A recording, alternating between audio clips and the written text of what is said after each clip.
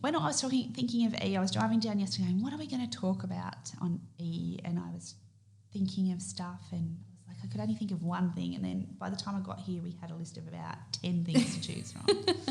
So, and that wasn't from me. That was from like suggestions from staff and whatever. But we've decided that employment is probably a good one to talk about because when I'm thinking about these, and I know Jade's doing the same, we're trying to think of questions that we're getting asked. Because if we can talk about something that people are asking us about, then it might make it easier for them to understand it and listen to this, as opposed to coming and having a meeting with us, or we can just direct them to this sort of video. So we often get asked when people are employing people for the first time what they need to do, and we're sort of just going to go through a little bit of a checklist with you. Yeah, just kind of the basics of what you need to know when you are employing someone, because as Jo said, it is the question that we get asked a lot, which is good because people want to get it right, of course, and it's important to get it right. But it's a pretty standard list of what you do need to do and make sure that you are completing correctly. So should we start at the first one, Jo? Yeah, let's start. The thing is I didn't write them down, so I'm going to have to get you to tell me what the first one is and we'll talk from there. All right. So our first one is when you get an employee, you need to get them to complete the tax file number declaration. Yeah, so there's some basic information you do need from your staff. It used to be that they had to fill out a form on, paper. You can actually get them to do it online, and a lot of the programs now have the ability for staff to do their own setup, which means they can put in their own tax file declaration. But it is important that the staff member does give you their tax file number. If they don't, they have literally, I think it's 28 days. And after that, you should be withholding top tax rate if they haven't supplied that. Yeah, and this is where you get the information like whether your employee would like to claim the tax-free threshold or not, whether they have a help loan or a HECS debt where you need to that the tax withheld needs to be a little bit higher and things like that. So you're also able to get all of their basic details like their name, address, date of birth, everything that you need. Yeah, so usually what I recommend, if you don't already have a payroll system that gives you that ability to put that information in, have a little sheet that you make up. What are the things you might need from these people? Obviously, tax file number, name, date of birth, address. The other one that's really important is to have a contact, like a emergency contact number. I think sometimes we forget about that, but particularly if you're employing younger people, it's probably good to know who you can call if something goes a bit wrong. Yeah, exactly right. So what's the second one on the list? So second one is a big one. It's superannuation. Yeah. So at the same time as getting your tax file number information from your staff member, your new staff member, you need to also get their superannuation information. So superannuation used to be that we put super in whatever account we wanted to put that into. Now we must, and this has been the case for quite a while now, get the employer to nominate their preferred fund or their choice of fund, and then we need to start paying them super. Yes, exactly right. So you must pay that super. There are a few ways that you can pay it depending on the software that you're using and what kind of version of the plan that you have. You can pay it automatically through a program like Xero. If not, whether you don't have that subscription level, you can pay it directly through the ATO clearinghouse. You just pay it to the ATO and the ATO does all the work and sends it to the super fund. Yeah. To do that though, you need to actually tell them how much you're paying. So don't just pay the money to the ATO. If you're not sure how to do it, get in contact with your tax agent. They will be able to help you to navigate once you're into the business portal as to where you do make that payment. It's very important you stick to the dates and you're paying it correctly. There's so much. We've talked about super before, and I'm sure when we get to S, I have no doubt that will be our topic. But just a couple of things. Currently, the superannuation guarantee rate is 10.5%. The 1st of July, that will go up to 11%. It's progressively going to keep going up over the next few years until I think it's either 12 or 12.5%. I should know the answer to that. But at the moment, 10.5%. Must be paid by the 28th day of the month following the end of the quarter. If it's not paid by that time, you've breached and you have to pay a penalty for that. Yeah, exactly right. And Also, just remember that the $450 threshold for superannuation has been removed. So previously, you didn't have to pay superannuation if the employee earned $450 or less per month. That has been removed. You need to pay super on the first dollar that is earned. Yep. So the only people who you don't need to pay super for now are people under the age of 18 who are working for less than 30 hours a week on average for you. So anyone else, you should be paying super.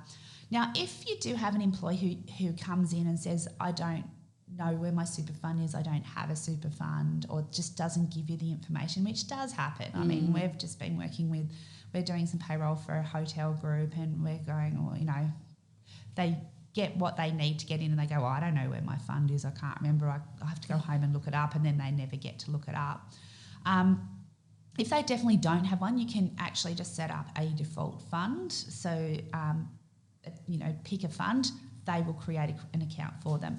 But before you do that, what you should be doing is going onto the it's not the super clearinghouse, onto the ATO through the business portal, and you can actually look up what's called a stapled super fund. So if you have made a employment relationship with the ATO with that staff member, so by either having paid them or lodged their tax file declaration, you can actually go in and see what the ATO knows as their super fund, and you can get the details there. That's fairly new, so I just thought I'd mention that because it is really important that you can find those details, particularly if you had someone work maybe one day, it didn't work out, they've been paid for like a couple of hours in the past, we wouldn't worry about it because the 450 threshold was there.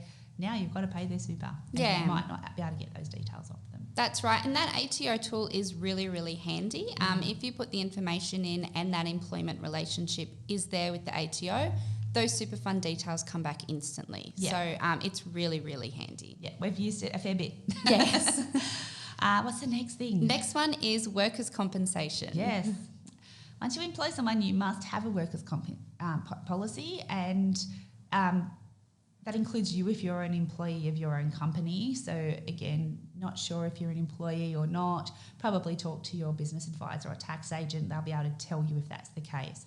But it's actually illegal not to have a workers' compensation policy if you're employing staff. It is a state-based thing, so check with your state-based regulator. In New South Wales, that's typically iCare. Get a policy. Yeah, super important. Make sure you get that. Next one is award wages and making sure that you are at least paying the award wage. Yeah, we might include the NES in this as well. So there's the government put out quite a few years ago what we call the National Employment Standards, or the NES, and that gives us a list of things that are just general rights and responsibilities essentially that every employer must be guided by. If you want to have a look at them, Google NES, National Employment Standards, you'll find the list of those things. So at a minimum, your staff should be at least getting those benefits. It includes things about leave. Probably the most important one is the 38-hour week, which we see breached time and time again. It is not a 48-hour week. The week is meant to be 38 hours. So if you're saying, oh no, we believe it's 40 hours, just be really careful on that. You must be compensating your staff for doing those extra 2 hours.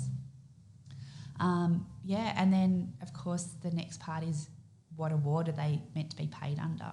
Yeah. So how do you find that, Jade? Well, it can be there is a tool on the ATO where you can go through, and also Fair Work where you can go through and put in the information of what they're actually doing, and it will give you the award that they think that they should be covered under. But some award interpretations can get really, really tricky as well. And I mean, there's whole HR companies around dedicated to interpreting awards. So it can be hard, especially if there's a lot of allowances and things that need to be included. So just make sure you are getting assistance if you're not sure about what award or what level they need to be paid on. And if you do have staff who are getting paid above award, I mean, of course, that's fine. But like you're including other stuff in it.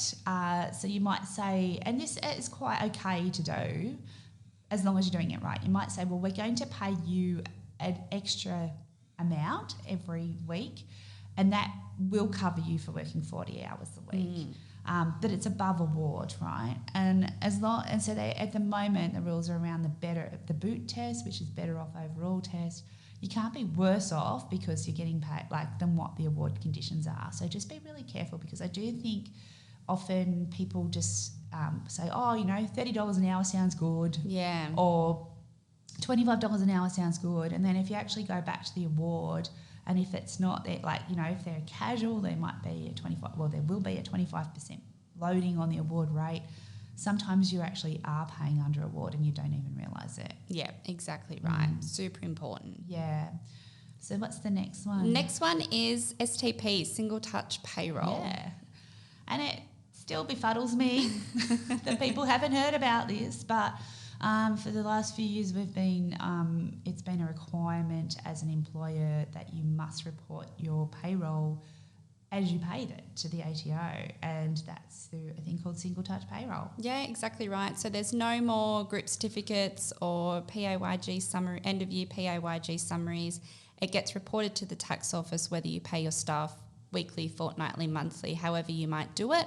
You need to submit that information to the ATO at the time of payment. Which essentially means that you need to have a payroll system that is online and has the ability to do that. So if you are still using an old MYOB from, version 8, I think it was the last one that you didn't actually have to subscribe to.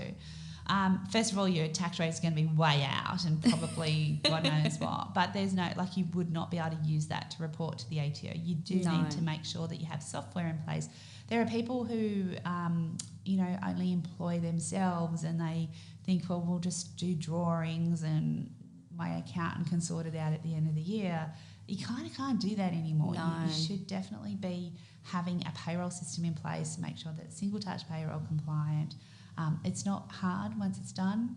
No, it's very easy. Very easy, but just making sure you have that. Yeah, that's right. And on the other side of that is also pay slips. So we just wanted to touch base and remind everyone that you do need to send your staff pay slips, which is very easy as well. If you're on a payroll software, it's a click of a button to send the pay slips through to the employees, but you legally need to send them those. That's right. And I think a lot of people forget about that one too.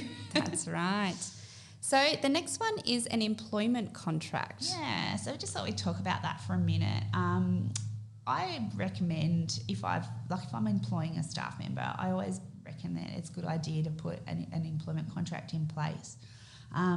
It doesn't mean they're a contractor. It just means that there's a contract about the agreement between the employer and the employee. It outlines things like, where they're working, what hours they're expected to work, what they're getting paid. Obviously, there's the if it's a salary, what it is. If it's under an award, what that award is. It also usually puts in there things about probation. Just general stuff like that. And I just really recommend that you do have an employment contract in place. What have you got? What are your thoughts on that? Yeah, I think it's really important. It covers the employer, of course, if anything goes a little bit haywire, but I think it's also really good for the employee to know what's expected of them and actually have it outlined so they know their hours, they know what they're getting paid. It can't be brought up, months down the track if they have a discrepancy with their pay or something like that, if they've signed that contract, well, they know what's happening as well. So I think it's good for both ends, the employer and the employee. And just be aware that just because you've got an employment contract doesn't mean that you can avoid the employment standards or the award. It still has to be better than the award if you're taking them outside of award conditions. One of the other things I just want to mention at that same point, we have a thing that we sometimes have provided to staff members when they start called a ways of working agreement. And it's not an employment contract, it's just like an informal document that outlines what I expect as an employer. And it might be simple things, and particularly if you've got young staff who maybe haven't worked anywhere before, just to give them an understanding of what your expectations are around things such as phone use during work hours or Facebook use or social media use during work hours, about dress codes, what to do if you're not coming into work, like who you should be reporting that to because they're sick. and how to do that, whether that be a phone call or a text message, and just that general sort of thing. And so, and if you do at the outset sit down, talk through those things with them, get them to sign that they understand what you're saying. Then if you do see that they spend their whole day on Facebook and that, you know, they're not answering the phone because they're too busy on social media, you've actually said, well, hang on, we agreed to that. If you if you haven't agreed to that and they don't know that, then you might find it difficult to say, well, I don't like that as a habit. In the same respect, it's easier to get it right at the outset. So if you would like a copy of that, please get in contact with us. I can give you my version of it. Very simple, but and of course you can tailor it to your own things. Yeah. But yeah, so I just think that's a handy little tool to have, particularly if you've got young staff members who maybe haven't had work experience before and don't actually know what they're supposed to be doing. Yeah, very handy. And our last one is we just wanted to talk about the difference between a small and large employer. Yeah, so small and large. So there is differences from Fair Work as to your responsibilities as a small or large employer. It doesn't mean that it takes away all your responsibilities, but if you are, you probably should go to Fair Work and just have a little look online. It's 15 people is the difference, so it doesn't actually matter if they're full-time or part-time. I'm sure it's 15. It is 15, yeah. Thank you. My talking tongues here. Yeah, it's 15 people. So if you do have more than 15 staff members, some of the conditions that you have to provide or some of the things you have to do, particularly when it comes to redundancies or getting, like, you know, if you've got to terminate someone's employment, the conditions can be quite different, whether you've got 15 people or more. So, yeah, just keep that in mind and probably understand where you sit in line with that. There are so many interpretations of what's a small business. They're all different depending on what you're looking at it for, but that's the thing I'm talking about with regard to Fair Work. Understand where you sit there and what different obligations you might have as a result of that. Yeah, definitely. So there are a lot of things that we've spoken about, and we might put some links in the show notes to the Fair Work link if you want to go through and check out the awards and things like that, just to make it a bit easier. And while I said it's probably, you know, we're doing this because we don't necessarily want people to come and ask us about it. Of course we do. We want to make sure you're getting it right at the outset. If you do need some help understanding what's a good payroll system, how to get single touch payroll set up, all that sort of stuff, please let us know. We're here to help. We're definitely happy to help you, but and get it right, because like we see all the time, there's always some story about someone who's got it wrong, and it is a very big part of what an employer has to do. And, yeah, just take the time and get it right in the first place. Exactly right. Yeah, and I just also don't expect your staff to work like 100 hours a week. It's probably not likely that they will. No. You know, you're a business owner. I'm a business owner, right? I know I work a lot more than my 38 hours a week, but that's my choice. I'm the one who ultimately will make the money out of it. If you're paying someone and expecting them to work to the same level as you, you would want to be paying them a really lot of money. Yeah, of course, exactly right. And I mean, I guess the difference is when you're working in or on your own business, you're the one directly reaping the rewards for that. So a lot of people do, which is awesome, of course, but don't have those same expectations for a lot of staff members as well, because you know, they probably don't want to work those 100 hours a week. No, and if they do go back and work out what their hourly rate is based on that and find out that it's under their award wage, even if they're not paid under an award, I mean, they still technically can come under an award. It's just they're not paid under that. Yeah. If they're paid under, you're in breach. Exactly right. Exactly. So just be really careful with that. All right, well, enough for this week. Yeah, so we'll see what we've got next week. We'll have to think of some ideas. Yeah, what are we up to? F. I'm sure we'll think of something. We'll think of something. I can already think of something right now.